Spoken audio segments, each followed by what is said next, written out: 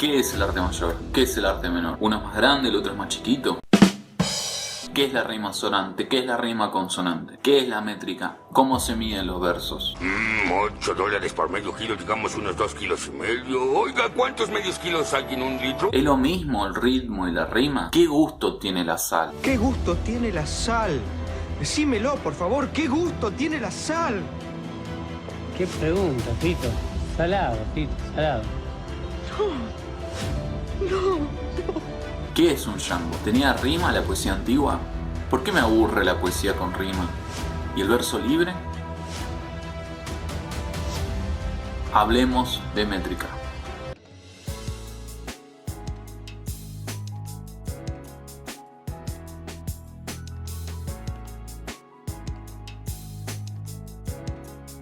Bienvenidos, dos das, a este nuevo episodio, el 8 de Taller de Poesía. Gracias por estar de nuevo en el canal. Soy Martín, su anfitrión del video de hoy y también coordinador del taller. Hoy vamos a hablar de métrica, no de lo que es un verso o una estrofa, porque ya lo hicimos en los primeros videos. Así que si todavía no te suscribiste, dale click a el botón y a la campanita. Vas a poder encontrarlo en la lista de reproducción del canal para no perderte lo que hacemos, todos estos temas, como te decía, y vas a poder estar al día con todas estas cuestiones que ya hablamos en otros videos en esta serie de Taller de Poesía. Como toda idealización occidental, siempre nos inspiramos en la sociedad griega y romana de la antigüedad. Si bien hay mucho tipo de poesía en la antigüedad, sé que es discutible hablar de poesía con ese concepto, es el eterno debate, palabras describen situaciones o fenómenos, entonces nos estamos encargando del fenómeno, ¿sí? No tanto de la palabra o del concepto. Y en la antigua Grecia, digamos, lo que se conserva de poesía antigua es en gran parte desde Homero en adelante. Sí, hay tablillas y un montón de cosas, pero los registros escritos son a partir de Homero, la Ilíada, la Odisea. En toda Grecia, o en casi todo, sí, se escribía en verso.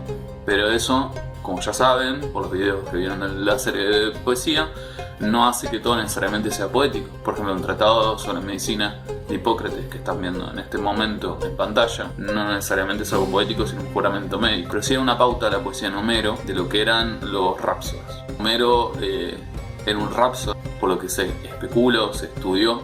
Un rapsodo era una persona que, como un juglar o como un cantor, como solemos decir acá en Argentina, por ejemplo, una cantora, cuenta las historias de su pueblo, ¿sí? Y no era el único, formaba parte de un grupo de gente que recitaba de memoria. Entonces, para poder memorizarlo había repeticiones, que eran las preguntas que por ahí, con las que estuve jugando al principio del video y que por ahí pueden llegar a tener. Entonces hay repeticiones, pero no en el sentido estético que por ahí tiene la poesía del siglo de oro español, ¿no? Digamos, Flor, Quevedo, Góngora, etcétera, etcétera. ¿Sí? Bueno, los rapsodas, como decía, contaban historias que ya habían escuchado, no es que ellos las inventaban, pero Homero es el primero en sistematizarlas, ¿sí? Si es que Homero fue una persona o un conjunto de personas, bueno, es algo que se debate, pero hay como un acuerdo de que es el mismo autor, por lo menos de la Ilíada y la Odisea. Y esto estamos hablando más o menos siglo 8 a.C., siglo 9, siglo 8 a.C. Las medidas que usaban para recitar y para cantar, porque también se cantaba, ¿no? Se acompañaba con instrumentos, había encuentros con la gente para contar estas historias, era el jambo. La unidad métrica que usaban era el jambo. Pero antes de ir al jambo, hablemos de la métrica. La métrica es el conjunto de regularidades formales y sistemáticas que caracterizan a un tipo de poesía específica, dependiendo del contexto histórico y lo que entendamos por poesía y las categorías que usemos, ¿sí? Pero digamos que en nuestras sociedades se ha tomado la métrica como algo de alta alcurnia, alta cultura, ¿sí? Lo conocemos más por dictar las normas o sistematizar las medidas de la poesía versificada y la prosa rítmica. Formas que conocemos, a las que solemos asociar la métrica, son los sonetos, las odas, los romances, el verso gauchesco, etc. La métrica tiene tres partes fundamentales: el verso, la estrofa y el poema, ¿sí? Además hay varias formas de clasificar esa métrica. Pero de vuelta, eso no quiere decir que la métrica sea solamente la medida de los versos que riman y solamente la del siglo de oro español, ¿sí? O la de la antigua Grecia. O sea, la métrica es la medida del ritmo, de la acentuación, de la rima, del ritmo de la acentuación, de la musicalidad de un texto poético. Y si bien cayó en desuso, podemos usar esas herramientas para analizar, para pensar, nada lo impide, ¿sí? Como por ejemplo en este ejemplo que tenemos a continuación, es una lectura de cómo sonaría la Ilíada de Homero. Meinin aedetea, Peleia dio Achilleos, Ulomenein, Hei Myriakaios alge etheken, Olas diffimus psiukasa idi proiapsen heroon, Autus de Heloria teuke cunesin, Oionoisi de daita. Dios de teleoto bulle, Expude ta prota dias de te nerisante, Atre idees de van axandron, Cae Dios Achilleus. Tis tars poeta on eridix une eke majestai, Le tus cae Dios vios, Babar basilei colotes, Nuson anas gaten orse cakein, O le conto de laoi, Unde caton crisein etimas anare terra atre ides. O garel te toas pineas acaium, Lusamenos te tugatra, Perum taperesia poina, Stemate con en kersin, Eke bolua polunos, Crucio anas skeptroi, Carliseto pantas acaius, Atre ida de malista, Tuo cosmetre laum. Atre idai te caealoi e upne mides acaioi, Bueno, y acá tengo que hacer varias salvedades. Primero, yo no soy experto en rima, no escribo con rima, suelo escribir más con verso libre.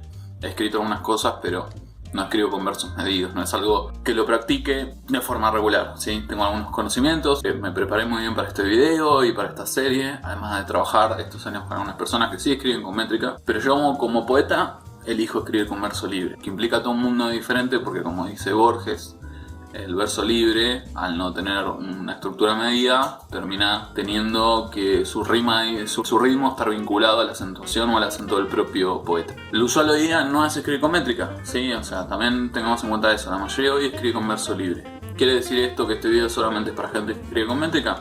No. ¿Por qué? Porque, como les decía, siempre está bueno aprender de todo y realmente sirve mucho como una partitura musical, la métrica, ya que define formas y ritmos, y definió formas y ritmos. Luego les dio un lugar, una sistematicidad que nos permite leer cosas muy viejas hoy día, sabiendo más o menos cómo se acentúa, porque obviamente la voz también cambia, ¿no? El timbre, el tono, el color de la voz también cambia. Teniendo en cuenta el ritmo de los acentos, ¿sí? La parte en que se acentúa el verso, es que podemos leer muy fielmente algunos poemas antiguos o más viejos. ¿Esto hace a la métrica mejor que el verso libre, alta cultura y no sé qué? No, ¿sí? El verso libre, como decía, tiene otra cuestión, que es que ya el ritmo de la métrica es interna, ¿sí? La forma de movimiento del verso libre, como decía antes, depende de la propia habilidad musical o no del poeta. ¿Hay formas reconocibles del verso libre? Sí, pero eso es otra cuestión que veremos más adelante en otros videos. ¿Por qué me aburren los versos rimados y con métrica? ¿Por qué nos molesta el cantito de la rima? Bueno, primero porque es algo que ya no se usa. Sí, es viejo. Y desde nuestra contemporaneidad es difícil entrarle, ¿no? Cómo ir llegando a algo que ya no se usa, que nadie habla, que nadie... escuchar a la gente que lo escribe es una manera. Buscar videos o audios viejos, empezar a entender cómo funciona. Eso es parte esencial en este video, ¿sí? Y si sos como yo, que no solés escribir este tipo de poesía o que te cuesta leerla, vamos pudiendo acercarnos de a poco. Cuanto más uno investiga y se mete en eso, ¿sí? Va aprendiendo más. Este video es tanto para gente que escribe con métrica como gente que escribe sin métrica, porque también le debes darle un abordaje más crítico a la cuestión y no solo decir el soneto tiene tanta estructura, tal rima y no sé qué, sino ir de a poquito. También que todas las otras personas que hoy aborde las cosas las puedan abordar, las conozcan. Y este es un video introductorio a la métrica, ¿sí? Más adelante haremos unos más complejos con el correr de los videos. Por ejemplo, va a haber una serie de videos que se va a llamar Las formas de la poesía. Y en el primer video de esa serie vamos a ver mucho. Nos va a servir mucho la métrica para escribir novelas en forma de poesía. Sí, así como están escuchando, y no es clickbait, bueno, poquito, pero también, ¿sí? Les dejo este cliffhanger o este enganche, como se suele decir, para que se suscriban, ¿sí? Y esperen, le den a la campanita y puedan ver de qué va eso de escribir novelas en forma de poesía. Bueno, no spoileo más. Vamos más rápido, ¿sí? Los sonidos que articulamos y a los que les damos sentido, cuando se combinan, varios de estos sonidos, a los que se llaman fonemas, y forman una palabra. Varias palabras ordenadas dentro de un sistema discursivo al que llamamos poesía nos da un verso, ¿sí? Estos versos en la métrica se clasifican según la cantidad de sílabas que tienen, ¿sí? Y también según los acentos. Pero bueno, por empezar, ¿sí? La clasificación por sílabas, es decir, en cuántas unidades mínimas fonéticas está dividido ese verso, que en el español llamamos sílabas, podemos dividir ese verso. Y cómo se corresponden a diferentes estructuras. Y también cómo se clasifican esos versos por la acentuación de esas sílabas y no solo por la cantidad, que era lo que les estaba diciendo. El jambo, en griego antiguo iambos, es un pie de métrica constituido por una sílaba breve y otra larga. ¿Sí? Ahora vamos a ver qué quiere decir eso. Originariamente el jambo era uno de los pies de la métrica grecolatina, ¿sí? Es decir, donde se apoyaba la acentuación y el ritmo y la rima para poder recordar de memoria esto que les decía, ¿sí? En la literatura griega el jambo da nombre a la poesía yámbica, lo cual parece tener origen en canciones populares ligadas a los cultos religiosos, del nacimiento y de la muerte. La palabra viene de un término asiático que es yambos, ¿sí? Y aparece por primera vez, dato de color, en un texto de Arquiloco de Paros, como una composición satírica. Bueno, como les decía, este tipo de poesía, que era la poesía griega, ¿sí? Emplea en la métrica el jambo y el pie contrario el troqueo, ¿sí? Y ustedes dirán, bueno, ¿qué es el troqueo? Bueno, el troqueo es como lo invertido, ¿sí? Es un pie de métrica constituido por una sílaba larga y otra breve. Y se representan el jambo del troqueo así. Originalmente el troqueo era uno de los pies de la métrica, digamos, grecolatina, lo que se suele llamar a esta herencia, ¿sí? Griego-romana. Y el ritmo trocaico en la métrica en la lengua española se produce cuando este pie está formado por una sílaba acentuada seguida de otra no acentuada. Desde ya que parece raro aclimatar medidas de otras culturas, sobre todo antiguas, a las propias, pero en realidad no, porque si buscamos históricamente es básicamente lo que hacemos todo el tiempo, aprender e incorporar de otras culturas, y las otras culturas de la nuestra.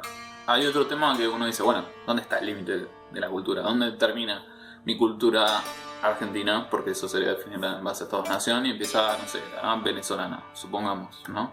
Es un problema más complejo que obviamente no vamos a abordar hoy, pero si bien lo podemos abordar en otro video, ¿sí? Pero claramente no hay límites definibles de dónde empieza una cultura y termina la otra.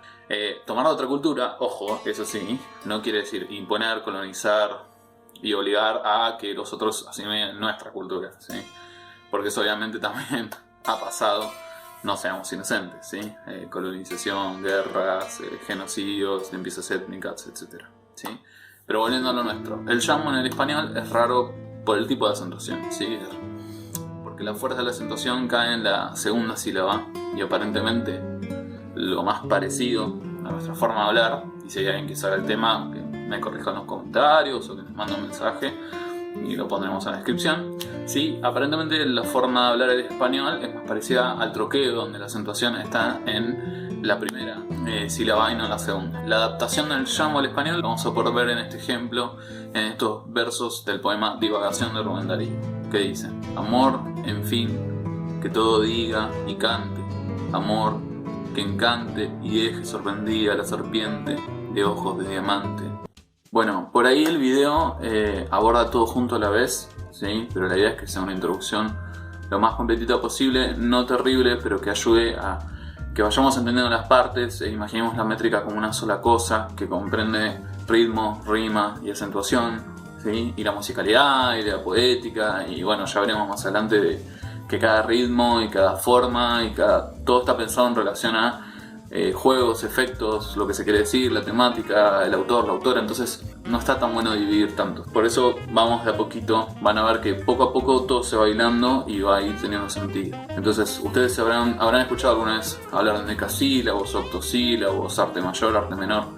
Esto que hablamos al principio, la adecuación de estos sonidos entre breves y largos, de esto que decía, para que ustedes entiendan de dónde venían, es decir, su acentuación, la adaptación en nuestro idioma español, se da en la métrica, como decíamos antes, según la cantidad de sílabas y la acentuación de estas que están en un verso en relación a una cantidad de estrofas, dependiendo de las diferentes formas poéticas, pero bueno, podemos catalogar los versos por la cantidad de sílabas. Cuando los versos tienen 8 sílabas o menos, se le llamaba arte menor, y cuando tiene más de 8 sílabas se le suele llamar arte mayor. Los versos se clasifican por cantidad de sílabas según cuántas tengan, ¿sí? Esto que les decía. Entonces, un verso de 2 sílabas son bisílabos, de 3 trisílabos, de 4 tetrasílabos, de 5 pentasílabos, de 6 hexasílabos, de 7 octasílabos y de 8 octosílabos. Los versos más usados del arte menor, de 8 sílabas para abajo, ¿sí? En castellano son, por ejemplo, el octosílabo, que también, por ejemplo, está en el Martín Fierro, que ya lo vamos a ver más adelante, que está hecho en octosílabos. El verso más natural del castellano, porque como decía, coincide con la forma de hablar del idioma, es el octosílabo, y van a ver que lo van a encontrar en muchas formas populares, ¿sí? Se lo usa durante toda la historia de la literatura de la lengua castellana, por ejemplo también en el romancero, en el teatro clásico y en muchas estrofas. Si piensan en el rap, en hip hop seguramente también van a encontrar, ¿sí? El heptasílabo y el hexasílabo y el pentasílabo también, pero en menor medida. En el arte mayor, los versos de 9 sílabas se denominan eneasílabos, los de 10 decasílabos, los de 11 endecasílabos, ¿sí? Ahí está el famoso endecasílabo. Los de 12 dodecasílabos, los de 13 tridecasílabos, los de 14 alejandrinos o tetradecasílabos, etcétera, etcétera, etcétera. A la medición de los versos se la llama escanción, ¿sí? Dato de color, no tienen por qué saberse todo. Por otro lado también, cada estrofa tiene una diferente cantidad de versos, entonces se las clasifica también a las estrofas según la cantidad de esos versos que tengan. Entonces, si tienen 3 versos es un terceto, si tienen 4 es un cuarteto y así, quinteto, sexteto, ¿sí?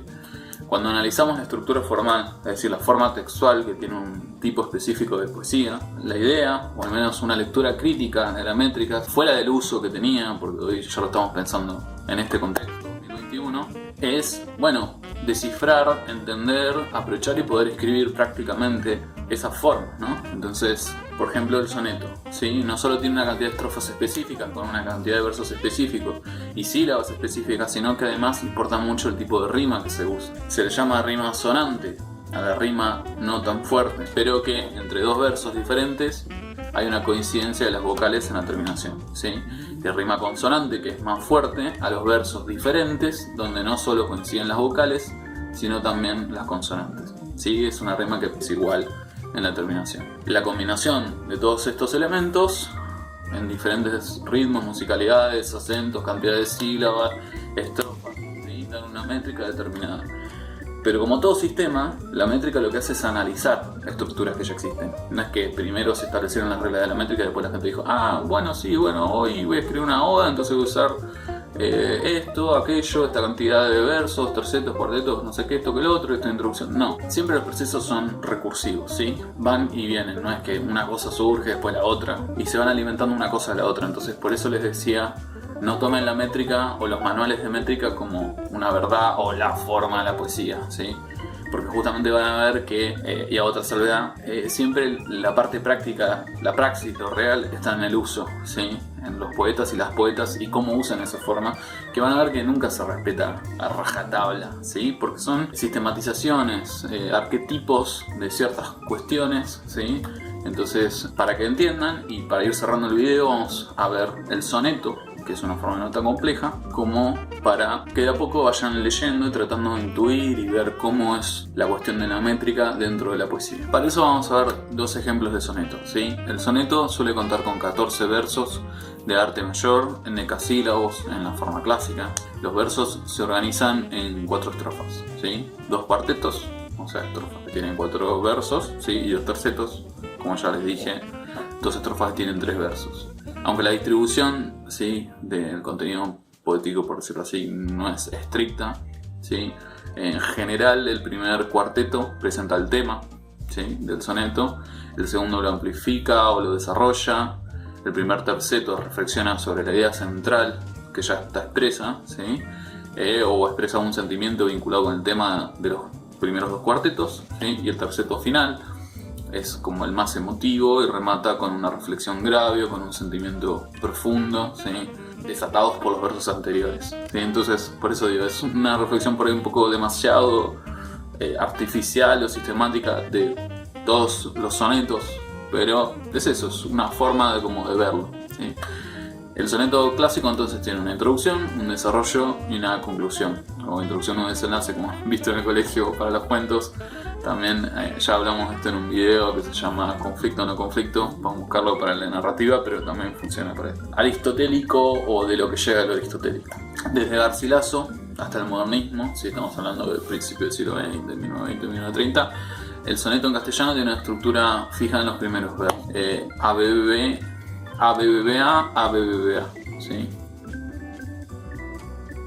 Ustedes me dirán, bueno, ¿qué es esto de ABBA? Para que no entiendan. Capaz que alguna vez los vieron, esto que están viendo ahora en pantalla, ¿sí? Las letras indican dónde coincide la rima. Cuando es arte mayor se ponen en mayúscula, ¿sí? Cuando son versos de más de 8 sílabas, y cuando son versos de menos de 8 sílabas, arte menor, ¿sí? Para que vayamos incorporando los conceptos, se ponen en minúscula, ¿sí? Pero simplemente eso, donde ustedes vean que se repite la letra es porque coincide la rima. Bueno, entonces les decía, los primeros dos cuartetos tienen rima el primer verso con el cuarto y el segundo con el tercero, ¿sí? Y los otros son más libres, no necesariamente siempre riman todos, ¿sí? Se va viendo, pero principalmente el soneto consta de una rima consonante, ¿sí? Pero bueno, como les dije antes, no son reglas totales, ¿sí? Hay una estructura más o menos fija y después cada poeta escribe lo que tiene ganas de hacer, ¿sí? Lo que artísticamente le surge o lo que artísticamente le surgía y quería hacer, ¿sí? No son formas absolutas, sino que son sistematizaciones muy ligadas a la música. Ustedes podrán pensar, ¿cómo la música? Sí, porque como expliqué desde la antigua Grecia, ¿sí? La poesía se canta, y si no vayan al video de la poesía que está en la serie Taller de Poesía, y se cantaba o se rimaba o se repetía porque era oral, ¿sí? Para recordar de memoria el proceso, porque la música deja literalmente de ser la fuente principal de la poesía. Eso está muy entrado el siglo XVIII con los primeros versos libres. Pero eso no quiere decir que no haya música en la poesía, musicalidad, ¿sí? El tono, el ritmo, la forma en que leemos, sino que hay muchísima. Pero no siempre es literalmente acompañado y ya no tiene la necesidad de un instrumento musical, ¿sí? Ya se llegó a ese grado de abstracción, incluso con estas formas más antiguas, ¿sí? De poesía, en que se puede sostener sola la poesía. El primer intento documentado de adaptar el soneto italiano a la lengua castellana que hay, que es el primer ejemplo que vamos a usar, para que ustedes vean la rima consonante, donde riman los versos, la cantidad de sílabas, todo esto, es de Íñigo López de Mendoza, ¿sí? Marqués de Santillana, que con sus 42 sonetos hechos a la itálica escribió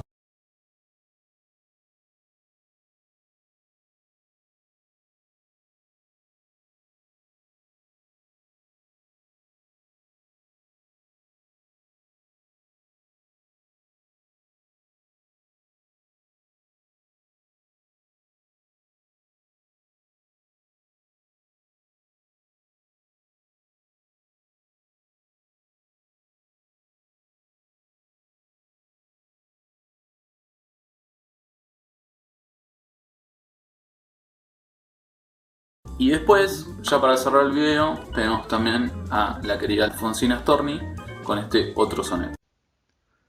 Le encontré en una esquina de la calle Florida, más pálido que nunca, distraído como antes.